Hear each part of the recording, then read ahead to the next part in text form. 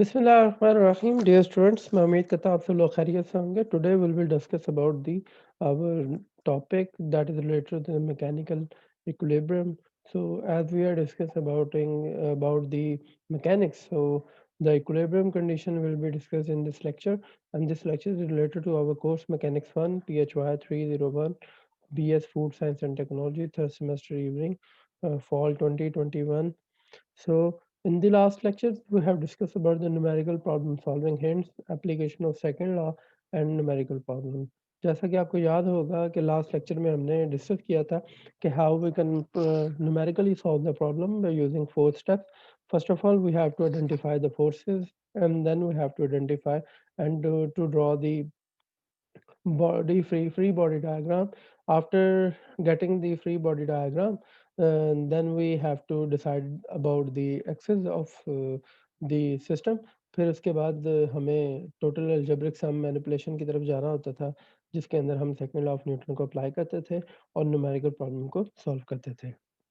सो आज का लेक्चर भी जो है इन्हीं की कंटिन्यूएशन का एक हिस्सा है, जिसके अंदर हम सबसे पहले डिस्कस करेंगे कि whenever we have many forces on the body, और किसी भी सिस्टम या बॉडी के ऊपर या कोई ऑब्जेक्ट के ऊपर मैनी फोर्सेस एक्ट कर रही हैं, और and under these influence of the forces the body will be if in an equilibrium, then what will be called as mechanical equilibrium. तो अगर इस तरह की सिचुएशन के अंदर अगर कोई बॉडी इक्विलिब्रियम में है, स्टेबल है, अपने स्ट्रक्चर पे कायम है, तो उस तरह के सिचुएशन के अंदर हम ये क्यों कहते हैं कि आपके पास जो बॉडी है वो मैकेनिकल इक्विलिब्रियम के किसको कहा जाएगा उस बॉडी के लिहाज से. And then we will discuss about the basic condition for the mechanical equilibrium. हम किस तरह से कोई कंडीशंस तय कर सकते हैं जो कि ये डिसाइड कर सकें कि yes the body is in equilibrium. और after that we will discuss about the types of equilibrium and with example के कौन-कौन सी जो है वो टाइप्स हैं और किस तरह से हम उसको सॉर्ट आउट कर सकते हैं in different ways. So we are going to discuss about the first of all about what is called equilibrium. तो बहुत ही आसान और बेसिक फिनोमेना है कि इक्विलिब्रियम से मुराद क्या होता है. इक्विलिब्रियम से मुराद अगर बहुत ही आसान लफ्ज़ों में हम बयान करें तो स्टेबल होना. मिसाल के तौर पे आपने किसी बॉडी को किसी जगह पे प्लेस किया है, और अगर उसकी पोजीशन और उस जगह प्लेस करने के बाद स्टेबल है और वो वहीं पे ही रहती है जहाँ पे आप उसको रखना चाहते हैं, और वो आप कह सकते हैं कि ये एक बैलेंसिंग कंडीशन है या फिर एक स्टेबल कंडीशन है. तो इस तरह की सिचुएशन को हम इक्विलिब्रियम बोलते हैं. आइए देखें हम जनरली तौर पे किस तरह से इक्विलिब्रियम डिफाइन करते हैं. Things that are in balance, ऐसी चीज़ें जो बैलेंस में होती हैं विद वन अनदर, जो एक दूसरे के लिहाज से बैलेंस में हो जाए, हम उसको आमतौर पे कहते हैं कि ये इलस्ट्रेट करती हैं इक्विलिब्रियम को, तो ये इक्विलिब्रियम कहलाता है. Things in mechanical equilibrium are stable, तो वो चीज़ें जो मैकेनिकल इक्विलिब्रियम के लिहाज से होती हैं वो स्टेबल कहलाती हैं विदाउट चेंज ऑफ मोशन. तो मैकेनिकल इक्विलिब्रियम वो होगा जिसके अंदर अगर कोई बॉडी है वो रेस्ट पे है तो वो रेस्ट पे रहेगी, अगर वो मूव कर रही है तो वो मूव रहे करती रहेगी, और इस तरह की सिचुएशन को हम कहेंगे it is called the mechanical equilibrium. So the rocks, जैसा कि आप यहाँ पे इस फिगर में देख सकते हैं कि एक स्टोन को दूसरे स्टोन के ऊपर रखा हुआ है. हालांकि इन सब के जो मैसेज हैं वो डिफरेंट हैं, बट इसके बावजूद जो स्टोन्स हैं वो आपस में इस तरह से अरेंज हैं कि वो टोटली स्टेबल हैं. ये दूसरे अल्फाज में कहा जाए तो ये एक दूसरे को बैलेंसिंग कंडीशन पे है.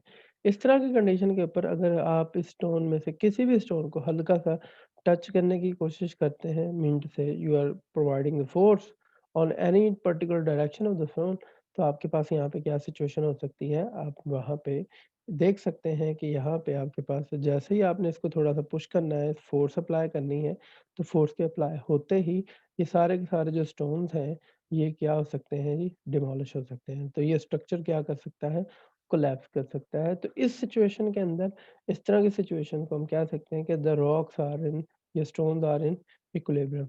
If they are in equilibrium then what will be the you can say here कि ये तब तक इक्विलिब्रियम में होंगे जब तक we have an unbalanced external force. जैसा कि ये फोर्स हमने अप्लाई की है, this is the unbalanced external force which creates the imbalance in the system, जिसकी वजह से ये सारे के सारे जो है अपनी स्टेट ऑफ रेस्ट से कहाँ पे मूव कर जाते हैं टुवर्ड्स चेंज इट्स पोजीशन, तो ये अपनी इस पोजीशन को मेंटेन नहीं कर पाते जो इनकी होती है। तो इस तरह से की सिचुएशंस के अंदर जो है हम कहते हैं कि ये आपके पास क्या होगा, इक्विलिब्रियम कहलाएगा। ठीक है जी? So in this way, we can say that mechanical equilibrium क्या है? Mechanical equilibrium is basically can be defined as here, uh, mechanical equilibrium is a state wherein no physical change occur. So mechanical equilibrium is a state wherein no change, no physical change occur. So as you can see here कि ऐसा equilibrium जिसके अंदर किसी किस्म की कोई physical change करना हो, हम उसे mechanical equilibrium कहते हैं। Whenever the net and you can say another word that whenever the net force on the object is zero, then the object is in mechanical equilibrium. This is known as equilibrium rule. So as per equilibrium rule, we can decide that कि जब भी किसी भी total objects के ऊपर resultant force zero हो जाएगी तो इसको हम मैकेनिकल इक्विलिब्रियम कह सकते हैं। So in a similar manner, we can define the condition for equilibrium. So according to the mechanical equilibrium, we have a condition that is very clear about its expression that sum of all the forces should be equal to the zero. If we have a system of forces and किसी object के ऊपर आप check करना चाहते हैं कि इसका equilibrium है या नहीं है, तो आपने इसके ऊपर लगने वाली टोटल फोर्सेस को देखना होगा और क्या अगर वो उन सब का सम जो है वो इक्वल टू ज़ीरो हो तो आप कह सकते हैं कि ये आपके पास क्या है, ज़ीरो है, मैकेनिकल इक्विलिब्रियम क्या होगा जी, ज़ीरो हो जाएगा। So as you can see here the symbol stand for the sum of F stand for the forces. So for a suspended object at rest, the forces acting upward on the object must be balanced by the other forces downward. So the vector sum will be equal to the zero. तो इस तरह की situation के लिए आप कह सकते हैं कि आपके पास जो है वो सिस्टम इन इक्विलिब्रियम है। In a similar way we can also say that like this way, जैसा कि आपके सामने है। Suppose I have a table, मेरे पास एक टेबल है जी और उसके ऊपर मैं एक बुक को प्लेस कर देता हूँ। So these are the legs of the table और मैं उसके ऊपर एक बुक को प्लेस करना चाहता हूँ। तो आप जैसे इसके बुक के इस टेबल के ऊपर बुक को रखते हैं, for example I have book in this way, तो for example I have a book जो कि इसके ऊपर प्लेस की गई है, तो उस बुक का जो वेट होगा that is acting downward.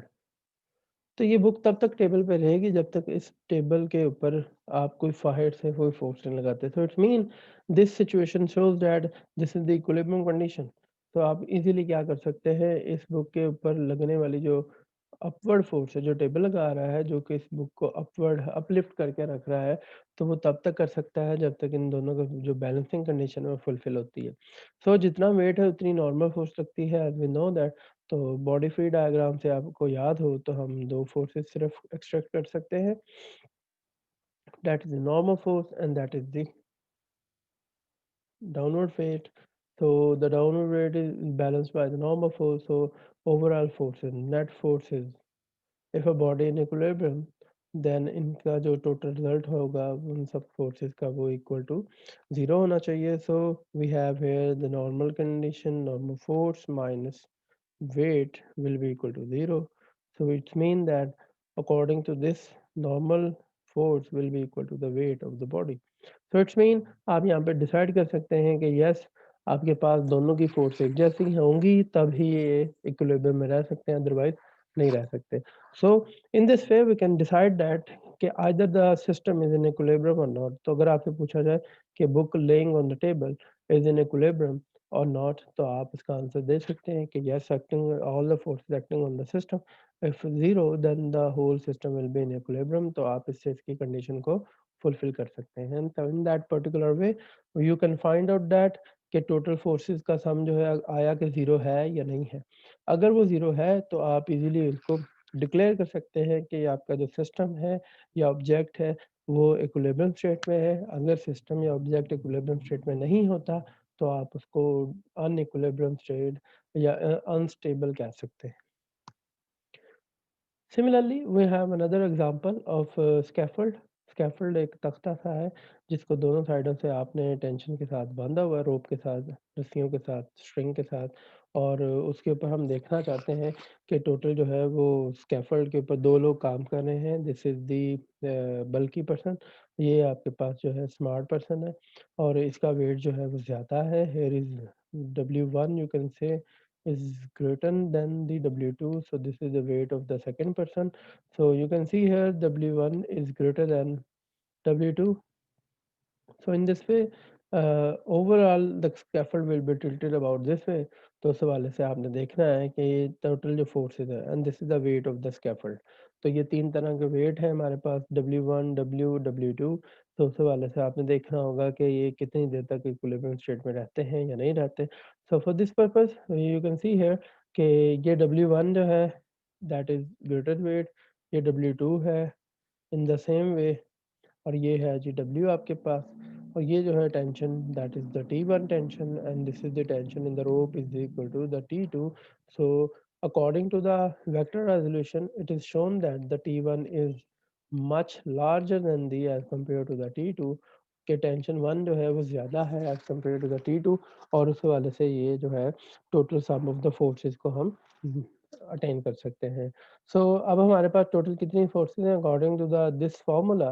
We have here total 5 forces T1 okay G plus T2। अगर आप गौर करें तो मैंने दोनों हिस्सों को पॉजिटिव वाली फोर्सेस लिखी हैं अपवर्ड वाई एक्सिस के अलावा सारी फोर्सेस, नीचे वाली जो है वो माइनस वाई एक्सिस के अलावा, तो ये क्या होंगे नेगेटिव वाली।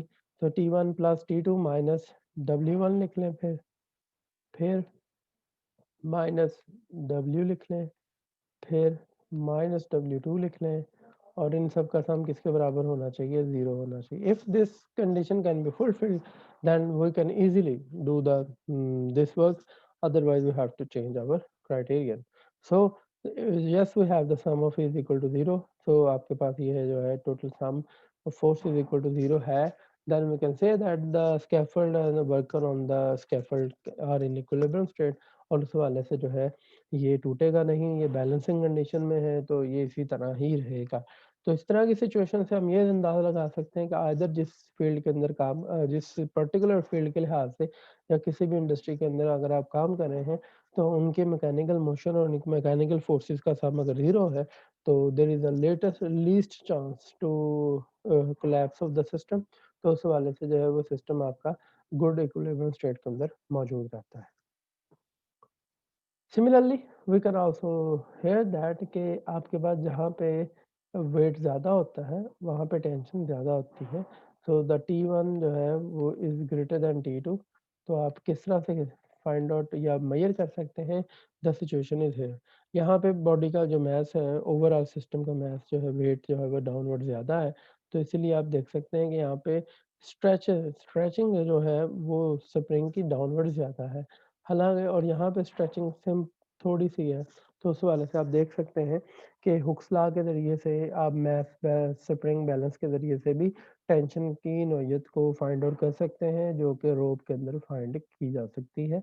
तो उसी चीज़ को मेज़र करते हुए हम ये भी अंदाज़ा लगा सकते हैं कि अगर आपके पास एक से ज़्यादा स्ट्रिंग्स हों तो आपकी जो टेंशन है वो डाइवर्ट हो जाती है।